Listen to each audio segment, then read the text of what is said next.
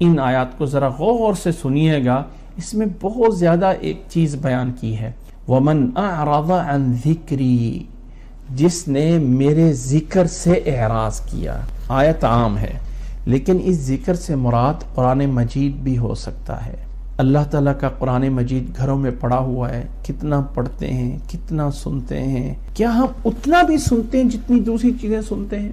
فرمائے جس نے ہمارے اس ذکر سے اعراض کیا فَإِنَّ لَهُ مَعِيشَةً ضَنْكًا، فَإِنَّ لَهُ مَعِيشَةً ضَنْكًا، پہلی سزا دنیا میں ہوگی کہ اس کی معیشت کو ہم تنگ کر دیں گے۔ اب یہ جو معیشہ ہے عربی میں دو معنوں میں استعمال ہوتا ہے، ایک معیشہ بمعنی معاشرت اور ایک معیشہ بمعنی عشرت، یعنی ایک بمعنی روزگاری، جو رزق آ رہا ہے، جو کاروبار ہے، وہ بھی انسان کی معیشت ہے، معیشت، ہماری معیشت تنگ ہوگی، اور ایک معیشت بمعنی معاشرت، رہن سہن، تعلق داری۔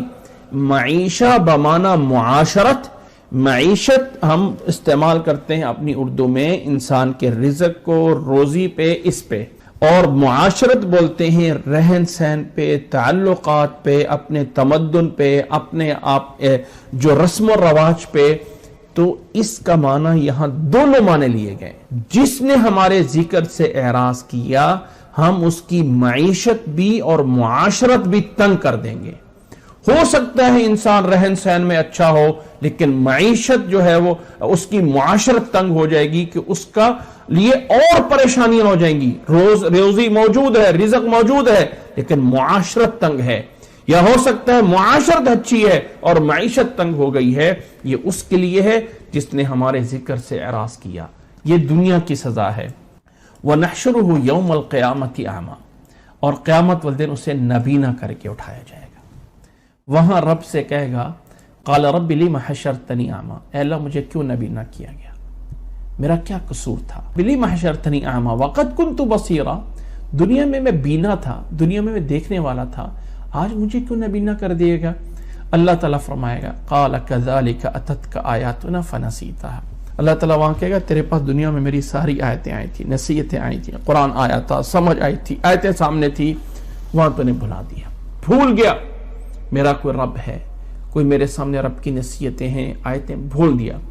جب وہاں پہ بھلا دیا گئے ہو تو وہ آج تجھے اسی طرح بھلا دیا جاتا ہے۔ کچھ لوگوں نے اس سے معنی یہ بھی لیا ہے کہ جو اللہ تعالیٰ کے قرآن مجید کو یاد کرنے کے بعد بھول جاتا ہے تو اس کی یہ سزا ہے، لیکن ایسا نہیں ہے۔ یہ ایک اللہ تعالیٰ کی آیات، احکامات پورے مراد ہیں اس سے۔ جو اللہ تعالیٰ کو بھلا دیتا ہے، اللہ تعالیٰ کی طرف سے نصیحتیں آنے کے بعد، اللہ تعالیٰ کی طرف سے واعظ آنے کے بعد اسے بھول جاتا ہے، تو اللہ تعالیٰ نے فرمایا آج بھی تیری بات کو نہیں سنا جائے گا، تیری کوئی شکایت نہیں سنی جائے گی، تجھے جو ہے اسی طرح بھلا دیا جائے گا۔